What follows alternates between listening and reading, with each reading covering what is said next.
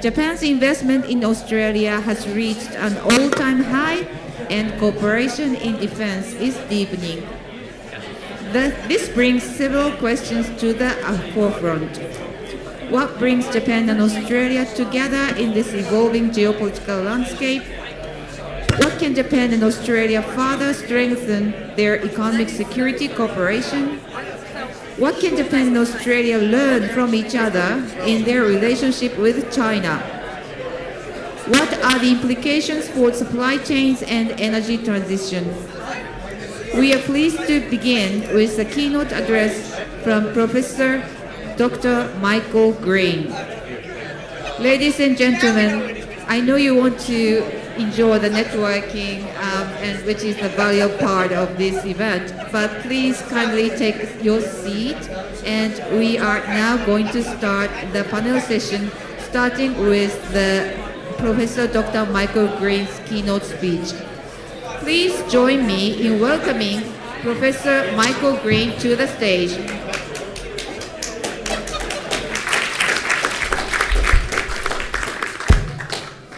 Ohayou gozaimasu. Good morning. Thank you very much to Nikkei Shimbun for inviting me to this, the second Japan-Australia dialogue. I'm Michael Green. I'm the CEO of the U.S. Studies Center at the University of Sydney. I've been there about 3 years. I'm learning Australian now, but I'm actually a Japan scholar by training. And like many of you, have a long association with Japan. I was once a jet in Shizuoka. I did Iaido and martial arts, and I worked in the LDP. I had a brief and spectacularly unsuccessful as a TV action hero in Japan. Fortunately, it was in the era of VHS, so my students and family have not found the 3 episodes of UFO documentary, where I played an American Air Force second lieutenant and used my black belt in Iaido to fight dozens of young Japanese kids dressed as aliens.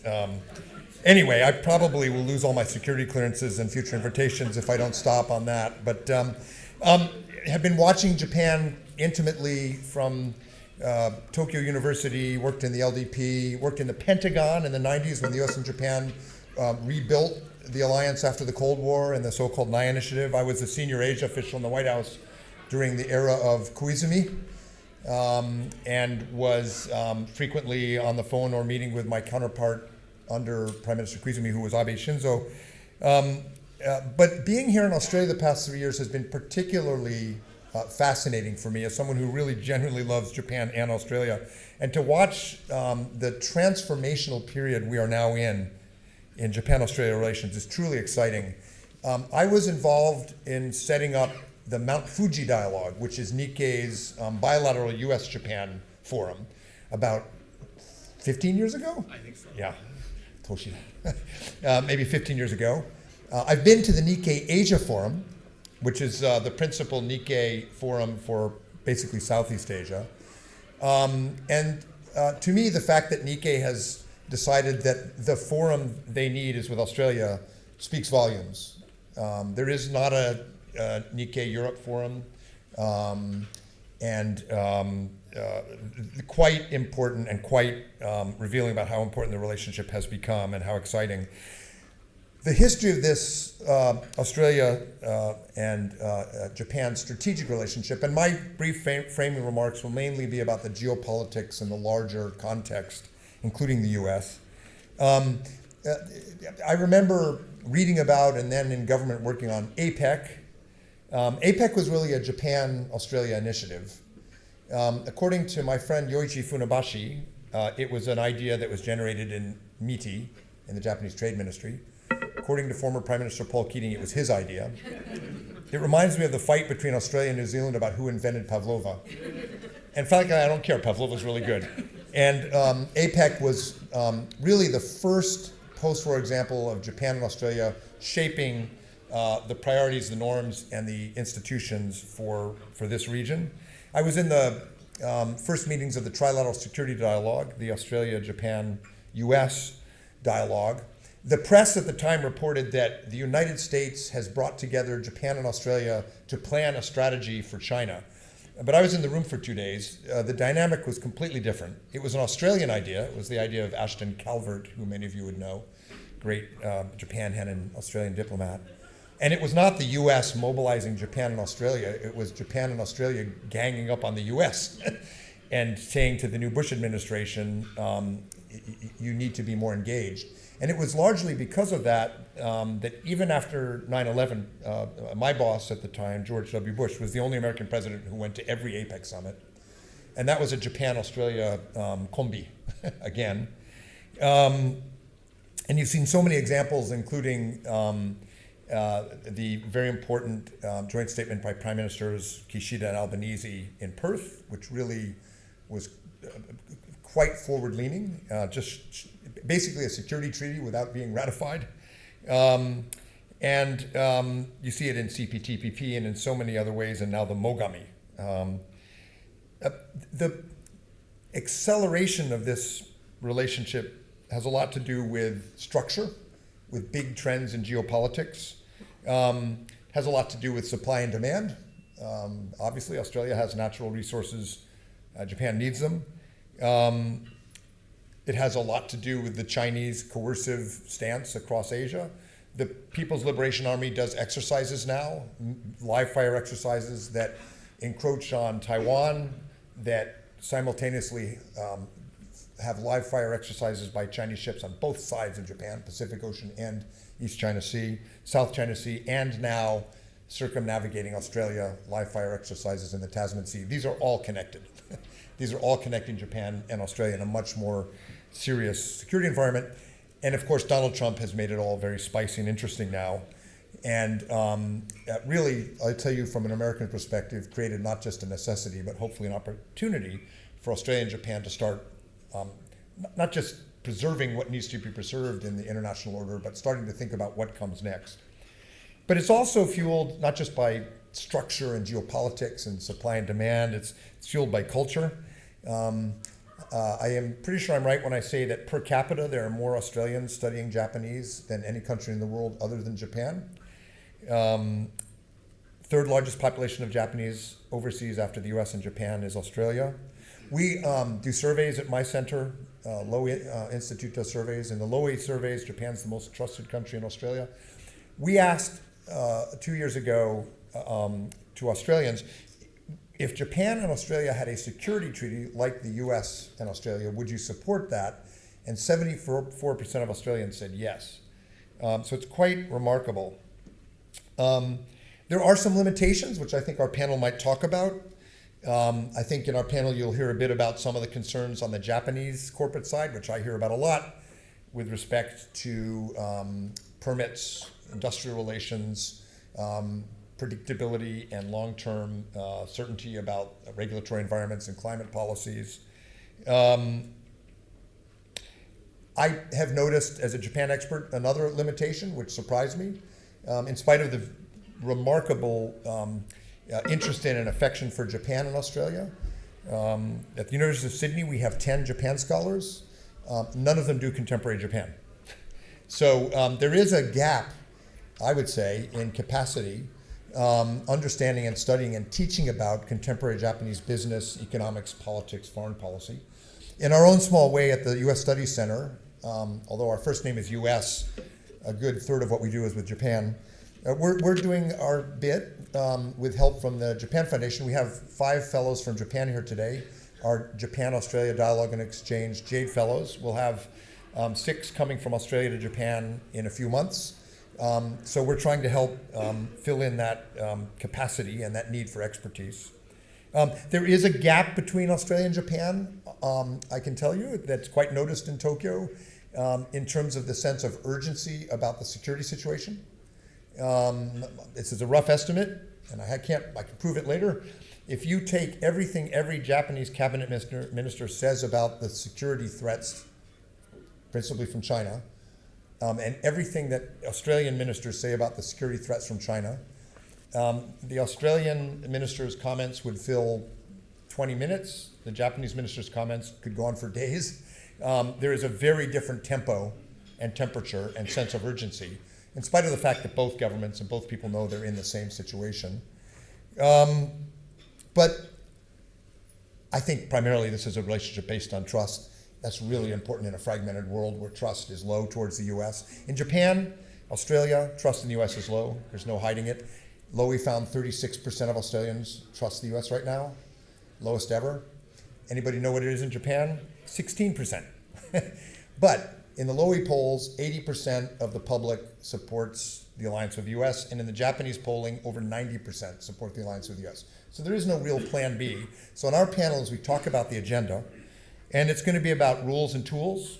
What do we preserve in the WTO system? What do we build around minerals, digital trade that's new?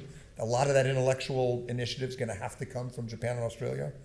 How do we build integrated defense? How do we build federated defense production?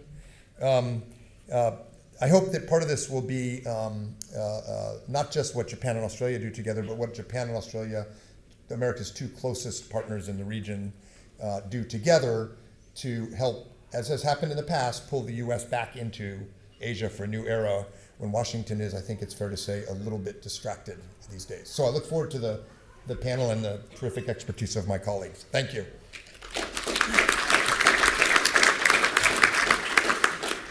Thank you very much, Michael. My name's Shaun Turton. I'm an Australia-based journalist from Nikkei Asia. We've got an amazing panel here to unpack some of the topics and themes that Michael touched on, and not a lot of time. So I'll introduce our panelists. We've got Michaela Browning from the Brunswick Group. You've just heard from Michael Green. We've got Tsutomu Aoki from excuse me, from Toyotsu Lithium, and David Woods from DFAT, and Ian Williams from IMW Advisory. So Michael was discussing both the sort of opportunities and limitations that come with this sort of growing cooperation between Australia and Japan. So I'd like to sort of jump in immediately to defence and maybe go back to you, Michael, around the Mogami frigate selection and the significance of this and what it really means in terms of broader benefits for the relationship. So I did my dissertation at Johns Hopkins University on Japan's post-war aerospace and defense industry. I actually read the 3-volume history of Mitsubishi Heavy. I don't know if any colleagues from Mitsubishi Heavy have actually read the 3-volume history of Mitsubishi Heavy, so it's a topic near and dear to my heart. And I've been on board the Mogami, the most recent Mogami in Yokosuka Naval Base. It's phenomenal frigate. I want one. Perfect for the Royal Australian Navy, right crew size, right technology, can do flank speed with the fastest US carrier battle groups, and a real driver potentially for much broader technology and industrial relations between Japan and Australia. As Ambassador Suzuki has pointed out, it's not just Mitsubishi Heavy, it's a dozen or more other Japanese companies that will be moving to Australia. And it's not just Australia. The Mogami is the best in class, and nothing is in the books yet, but Indonesia, Canada, the U.S. Navy's Constellation class frigate is not going well. That's the big prize. So this has really the potential to unlock a much larger defense and industrial relationship between Japan and Australia, to build a national dialogue. One of the things I've noticed is the Nikkei is filling this gap, but the Japan-Australia business dialogue is not a national dialogue the way it is with the US or with London, because Japanese corporate headquarters are where the money is, all over Australia. So Mitsubishi's presence and all the other companies, I think it's going to build a national dialogue, and it's going to contribute ultimately to what we should hope would be a federated defense industrial endeavor. The U.S. is in this, and others as well. Maybe I could ask you, Michaela, about, some of the changes, broader changes that might need to happen to ensure its success. Australia has, somewhat patchy record on major acquisitions and issues in that department. So, what are some of the things that need to happen to make sure this goes right? Thanks for the question. And, what we've had is growing training military exercises between Australia and Japan. We've had strong dialogue and trilateral dialogues and what have you, including with other partners. But this is a momentous step change in the relationship, which is going to build habits of practical cooperation and deepen in industrial connectivity, not just in defence but in technology and other sectors. And really, it's in the doing that we're going to address some of the challenges or some of the question marks that we've had about deepening this relationship.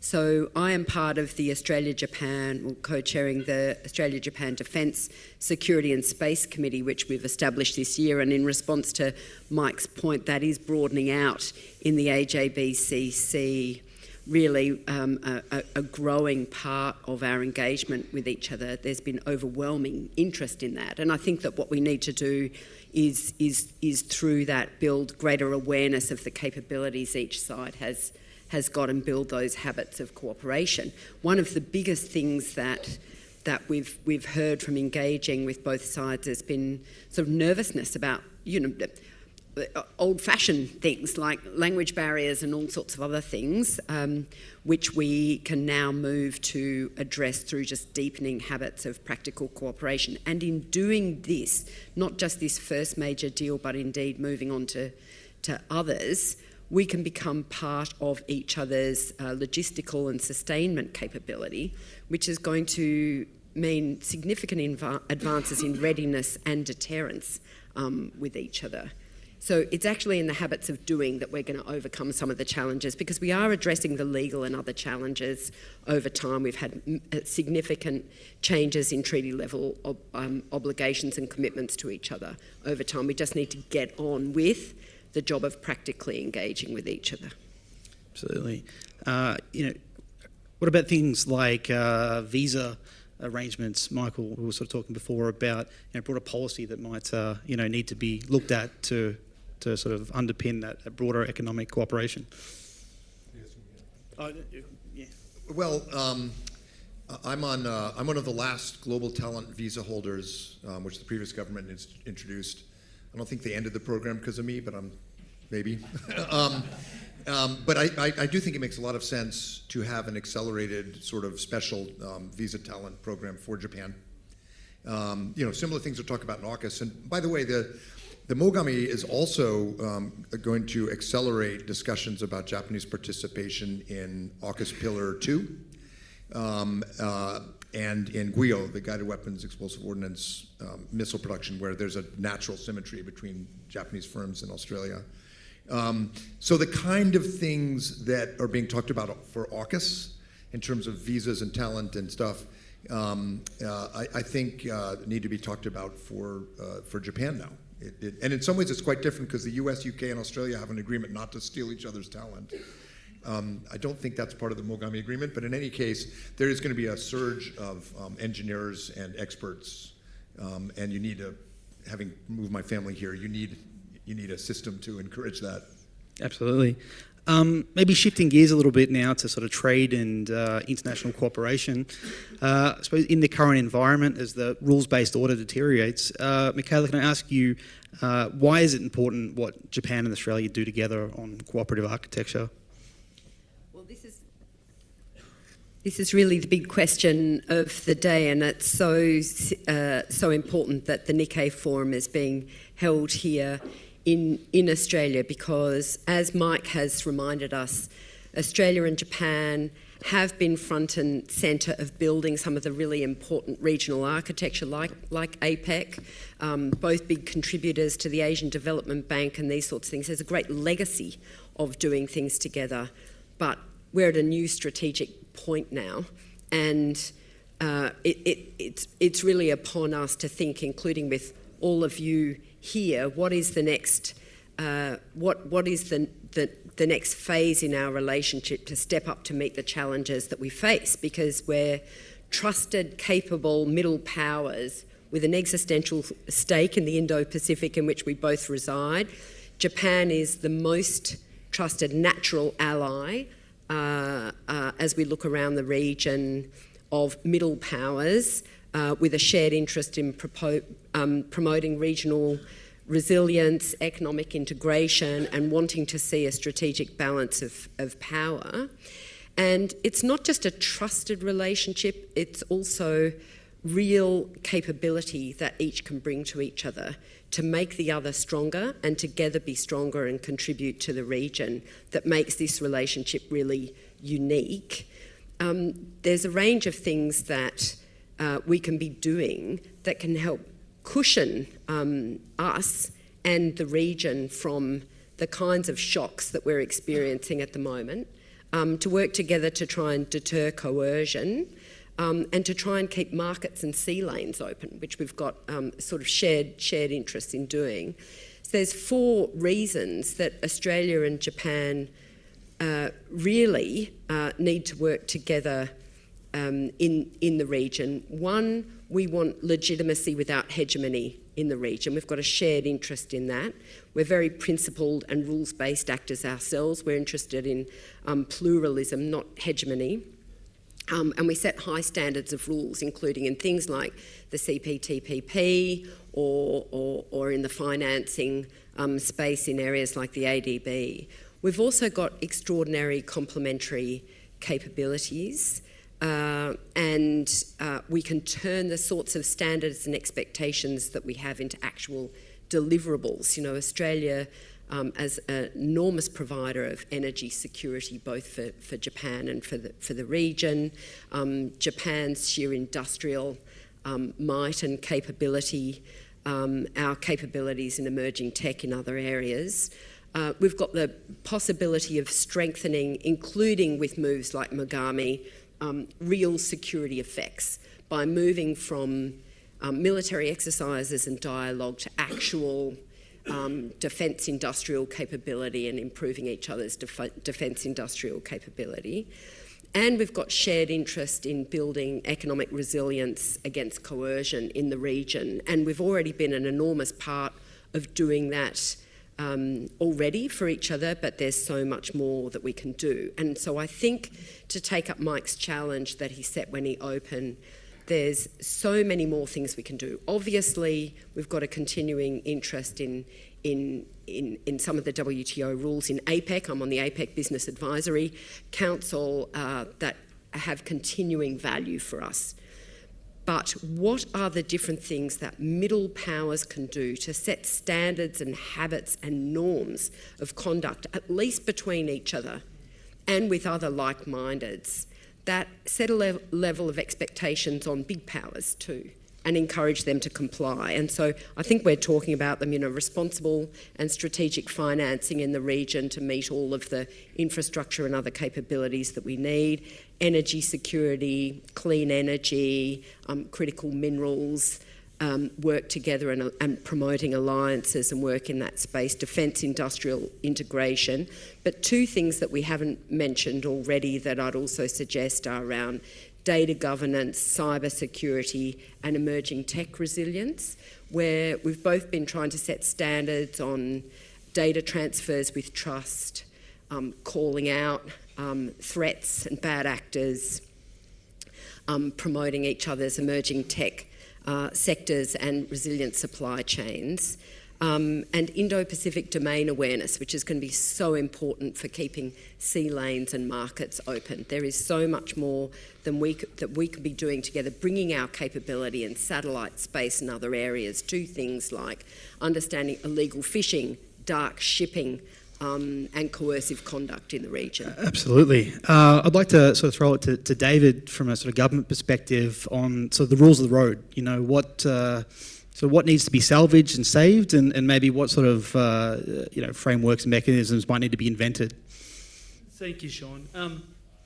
So I guess my point really is going to double down on some of the messages that both Mike and Michaela have made, which is really starting with the point that I guess a counsel against despair, a counsel against that we've lost much of the architecture which has underpinned both our prosperity and our resilience, economic resilience over years past. What we're seeing through the Trump administration is a stress, clearly, and a shock to the trading system, but it's not new. The system has been under strain for some time. But equally, to the points that both of the other speakers have made, Japan and Australia have shown agency and imagination and creativity in terms of coming up with some of the solutions. So Michaela's already mentioned the CPTPP. I mean, clearly we saw the US step away from the TPP, and it was Japanese leadership, really strong creative leadership, which means that today we still have an arrangement that has 12 member states. It has 14.4% of global GDP, 590 million people part of it.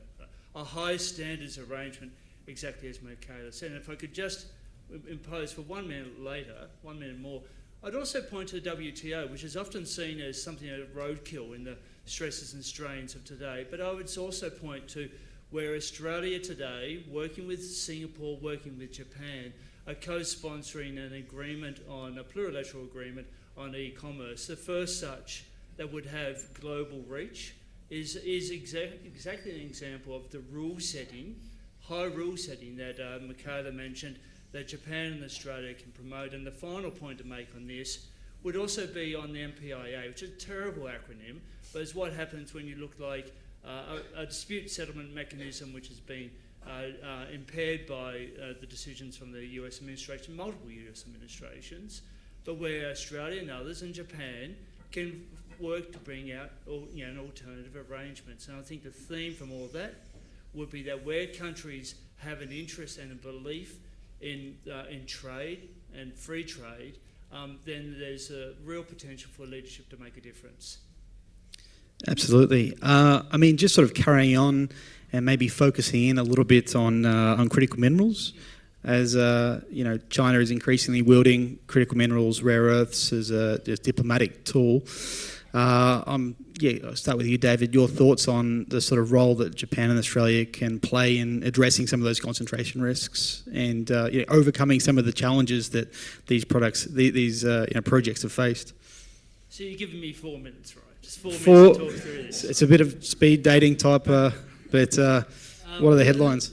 Let me have a go, Shaun. Let me start with an observation that, if we look back in Australian history over the last 30, 40 more years, that our openness, that our prosperity and our economic resilience both have been grounded in openness. Openness to trade, openness to investment, openness to technology, openness to people. And notwithstanding the turmoil and the disruption globally, I think that truth still holds true. So then if I narrowcast down into critical minerals, I guess an observation will be clearly we see markets that do suffer from concentration. They're not open. They're not the openness that I'm talking about. There is concentration here, and we can see that generates or creates a point of economic vulnerability. I mean, most recently this year, my colleague here will speak more about this. Most recently this year, China's decision to introduce export controls on rare earths and derivative products, including permanent magnets, introduced disruption into global markets. The Australian government introduced or launched, Resources Minister Madeleine King launched a statement on critical minerals policy just 2 years ago. A key theme in that policy statement is addressing the concentration risk through diversification. And diversification, expanding and diversifying our critical mineral supply chains continues to be the guiding light, the North Star of our critical minerals policy today.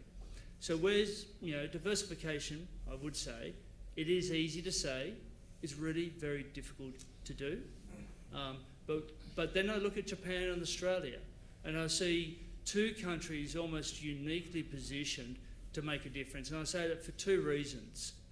The first reason, and picking up on Mike's earlier point, the first reason is looking at what the strengths that both countries bring to the game. Strengths both in terms of our complementarity of our economy, so Australia, rich resource and endowment upstream, Japan with its industrial capabilities, its technological capabilities downstream. Both countries also with a growing toolkit.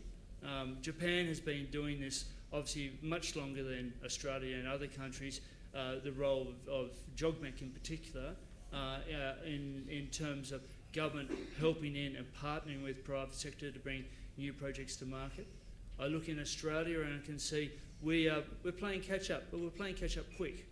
So we have our critical minerals facility from a number of years ago that is growing out. We also have the Prime Minister making a commitment to developing a strategic reserve, which is a work now in progress.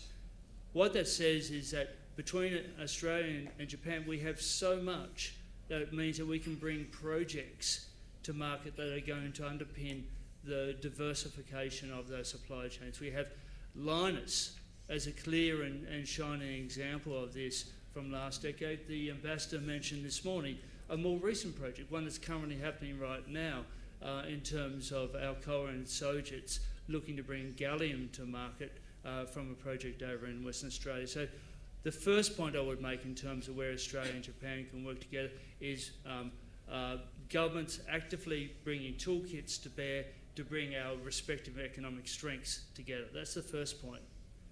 The second point that I would make is really one of middle power diplomacy. And again, it builds on the theme that both Mike and Michaela have already made. And that is, if I think about what we need to do to achieve diversification at scale, there is going to be so far that the government balance sheet will take us, which was the first point that I made. What we need to do is build out the market structures that will incentivise the private sector to invest at the scale it's going to be necessary to do diversification at scale. And that is where I look at the examples, again, a consistent refrain through the panel so far is where Australia and Japan, very active middle power diplomacy to help build out those structures. The one example I'll leave with you here is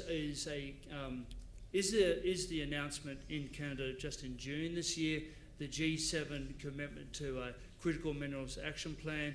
Australia was quite integral into the development of that, notwithstanding that we're not a member of the G7, but we were invited to also join. Part of the work stream coming out from there will be looking at how do we build out the standards, how do we build out the market structures to address the failings that we're currently experiencing to incentivise the private sector investment. As I said, we will need to diversify at scale. Absolutely. Tsutomu-san, I'd love sort of your perspective from the Japanese side around Australia's critical mineral ambitions, particularly downstream or midstream. There's a lot sort of planned for sort of increasing processing. Do you see that as realistic? Thank you, Shaun. Hello, ohayo gozaimasu. My name is Tsutomu Aoki. I'm working for Toyota Tsusho Corporation. Is one of the Toyota Group company. I have a responsibility for secure critical minerals, especially for automotive supply chain. So at this moment, I would like to refer about the lithium, natural graphite, rare earths for magnet. So last 2 years, Chinese government start to control export, but last 20 years, we relied on the supply chain from China, especially for critical minerals. But as David said, Australia, Japanese government, they had several dialogue in the past, and then we faced Senkaku Island issue in 2010, and then Linus Corporation started up. This is a good example for rare earths. But from 2010 till now, we passed 15 years. Many Japanese industry restart to import rare earths from China. So I would like to say, when we face a first crisis at the Senkaku, we could blame someone, and then when we face second time same crisis, it's at this moment we should blame ourselves. Why we back to Chinese supply chain? So this is a current industrial situation. But if I can say industrial side, especially for public company, we need to take care of shareholder value. So normally people has a KPI, how to reduce the cost, how to make a just-in-time supply chain, how to manufacture cost-competitive basis. So this is a natural KPI. On the other hand, at this moment, especially for Japanese US industry facing geopolitical crisis, especially for critical minerals. So there is a constraint to prepare just in case supply chain. So that's why at this moment, this is a very high time, very important time to build up a new system, not only just in time, as well as just in case, how to diversify supply chain. So today I would like to say Japanese industrial side also temperature getting higher and higher. Thank you very much. Thank you very much for that answer. I mean, in this broader discussion, I guess we'd like to maybe explore some of the blind spots or risks. There's a lot of momentum and a lot of goodwill, but if I could pass to you, Ian, to talk about, I mean, some of the blind spots that might not necessarily be appreciated. So I guess for the last 8 years, I've been writing a report on Japanese investment in Australia, which is trying to focus on things that maybe people weren't aware of. So generally it's a cheerleader, very positive, but there are a couple of blind spots, and I'll try and bundle them up as into, I guess one is brownfield investments, continuing. Japanese companies buying into market share in Australia, so they're continuing to be strong. The difficulty is really in greenfields projects, so it's around the uncertainty, the time and the expense of approvals for projects. And this is not just for Japanese, this is the Australian companies saying the same thing. The lack of bipartisan support, different sort of agendas between state and federal governments, even with the change in governments. You've got now from discovery of a mineral to actually commercialisation, it's usually 12 to 15 years. So we're trying to talk about the funding of these projects, and you'll see in last year's report there's probably about a dozen, and in the previous year's report about a dozen of critical and strategic minerals. Every country has a different list, but it seems like it's about 31 or 32, so there's a lot to get through. JOGMEC is supporting every one of those minerals, but that is that's just on the approval side to get the project going. Then you've got the construction cost, and the recent material is Australia is the most expensive country in the world to build a greenfields project. The overlay on that is the power that the CMFEU is exercising at the moment, which in Queensland they're having to have a royal commission into the power they're exercising to extract significant additional costs. But actually, when you go through it, all the analysis of the companies I'm involved with, the single most important factor during COVID was not the prices or inflation, it was actually delay. Time is the most important factor in the influence on the net present value of projects. So this is actually the one thing that's within our control. There was a sort of a front page in the AFR last week saying of the 38 renewable projects, none of them have actually in 2023 or 2024 have actually progressed to being approved. So that's in our control, but we don't seem to have the will quite to do that at the moment. So that's the first thing. The second is this kind of fundamental, misunderstanding in Australia. So Japan starts out, it's got energy self-sufficiency, notwithstanding all the work they've done on offshore wind, on hydropower. They've tried to do it with solar. 15.2% energy self-sufficiency. We in Australia are very lucky, we've got about 300%. So there's a sort of completely different starting point. So we prefer clean and green, and I'll use that in a generic way. Japan is open to every colour of energy, and I'm not just talking about hydrogen. because you're going to need all of those to get to. So it's going to be coal, it's going to be LNG, it's going to be all the different types of mineral. It'll be hydrogen, it'll be ammonia. But we have a sort of a very, very different starting point. And there's this sort of feeling in Australia, and I think it's an arrogance, that we've been very successful with traditional energy and mining or minerals-related joint ventures. Japan and Australia are natural partners in this next phase. But actually, there's a lot of places around the world that has sun and wind and easy connectivity to the grid and port access. There's actually nothing very unique about Australia. We had the LNG, we've got the coal in the ground. That's a great starting point. Not everywhere has that. It's not uniformly distributed. New energy is going to be a real challenge, and we don't seem to understand that it's a global competition. As a subscriber to the Nikkei, getting that feed of new projects, Japanese companies are already doing that. They're making big investments in Canada, the United States. The Arab world is very, very supportive. So in fact, there's not a magic pudding of taxpayer-funded projects.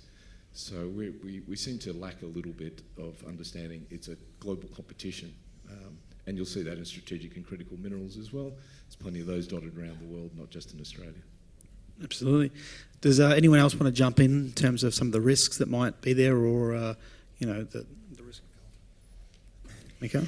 I was just going to mention, there's so many challenges for doing business, not just in Australia and Japan at the moment, and uncertainty about tariffs and other sorts of things. But one of the big challenges for Japanese corporations doing business here in Australia that we experience in Brunswick Group is the complexity of stakeholder engagement. This is something where, Australian professional services providers and others are helping a lot of Japanese companies navigate, be it law firms, accountancies, and what have you, to navigate the complexity of stakeholder engagement, which is going to be a big and increasing challenge for getting community support for major projects, including for things like Megami and others in delivery.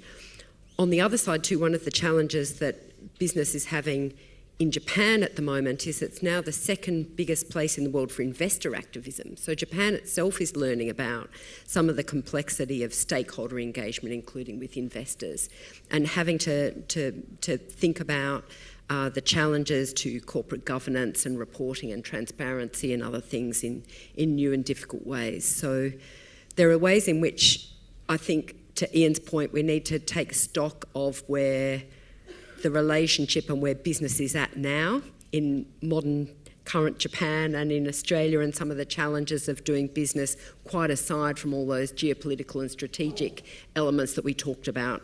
The corporate governance sphere is one of those we should be mindful of. And just to sort of pick up on something that you sort of mentioned in your speech, Michael, about the different tones on China. And when it comes to things like the energy transition and critical minerals, China is sort of a leading player in some of those industries. So how are sort of Japan and Australia able to sort of leverage that while also, I suppose, managing their relationship with each other? Well, Japan under Abe really led on defining what we call the free and open Indo-Pacific, the idea of reinforcing resilience in Asia, resisting Chinese coercion, and at the same time making a lot of money off of China. I mean, Abe's whole strategy he was quite comfortable competing and avoiding catastrophe and building economic ties. And I think Australia's approach is similar, but the tone is quite different. So this is almost a dialectic, where this dialogue between Japan and Australia will kind of get to a sweet spot, and I think one that will help with the U.S., because the U.S. Discourse on China is sort of missing the avoiding catastrophe and building interdependence part right now. Can I say one other thing, though? I mentioned, we've all discussed some of the limitations. This is maybe a very American view, but I will say this. I think if the Japan-Australia relationship is defined as a relationship between middle powers, it will be very limited. And I say that as someone who knew Abe well, followed Japanese debates after the Cold War. There was a middle power debate in Japan, and there were scholars and politicians who said Japan is a middle power. And it was code word for a Japan that really doesn't try very hard. that doesn't compete, that doesn't lead intellectually. And in the US-Japan context, that middle power concept has been killed. Abe gave a speech at CSIS. I was sitting in the front row in 2012, and he said, Japan is not now and will never be a tier 2 country. And he was fighting this middle power idea. And, you know, middle power is a frame of mind. There's no agreed objective analysis. But even if there were, third largest economy in the world, second largest investor activity, on the way to having the third largest navy in the world. To me, that's not a MICTA country. That's a pretty big one. So, you know, I think that sort of even the lexicon matters in some ways. And I, as someone who's a bit worried, not despondent, but a bit worried about my country, want Japan to be ambitious. And I think Australia is part of that ambition. So anyway, I would find, I don't know what it is, maybe our Jade Fellows can come up with a new term, but I don't think middle power captures the potential. Responsible. Ooh, that hurts, but maybe. Yeah. All right, well, we've got 3 minutes, so if maybe we could take one question from the audience, if there is one. We've got one here, which is easier for the mic pass, sorry. Introduce yourself. Sure, I'm Rod Campbell from the Australia Institute.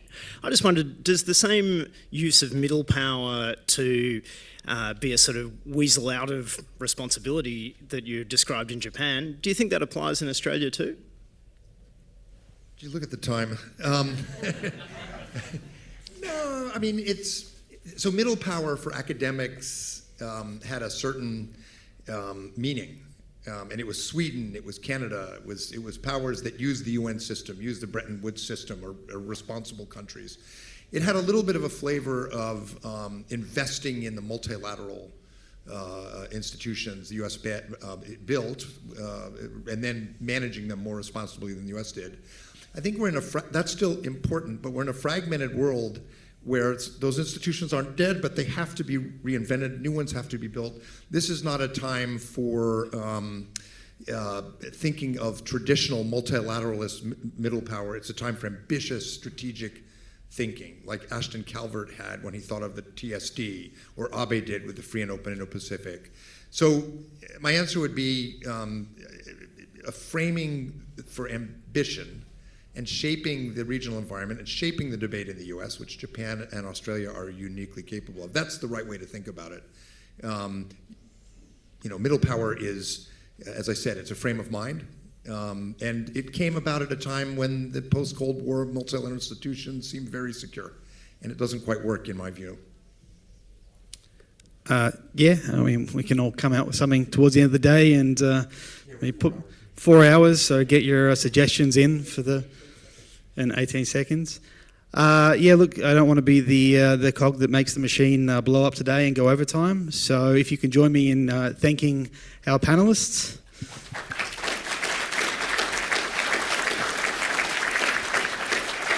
Thank you very much, Shaun, and all the panelists. Thank you for your wonderful discussion.